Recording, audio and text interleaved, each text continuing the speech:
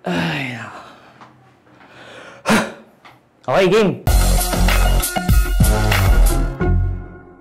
Mga kapepe, kamusta? Maraming nagtatanong, paano tayo magsuswitch to federalism? Mahirap ba yun? Chill, I got you. Ang best way para gawin ito is to take it slowly but surely. Dapat gradual lang at dahan-dahan. Mahihirapan ang both national and regional economic secretaries natin kapag biglaan at minadali. Dahil tandaan nyo, hindi ito simpleng proseso. Gusto kasi ng CONCOM is ura-uradang palit. Ano, nagmamadali? May lakad? Ang dapat dyan ay dumaan muna sa tinatawag na evolving federalism, kung saan magdidesisyon ng mga tao sa mga probinsya na magsama-sama sa mga kapareho nilang probinsya para bumuo ng rehiyon. Aayusin muna ng mga region ang kani-kanilang economy. Kapag nakasetup na ang regional government at may economic stability na ang mga ito, tsaka pa lang sila magiging full ka-federasyon, full federated region. Sa madaling salita ay may step-by-step transition dapat, hindi biglaan. Ganun ang game plan sa mga proposed draft from PDP Laban, centrist proposals at People's Draft. Kaya piliin ang tamang draft na magpupush sa gradual transition towards federalism. Hope may natutunan kayo. Like, comment, share, and follow us for more Refer Minute videos.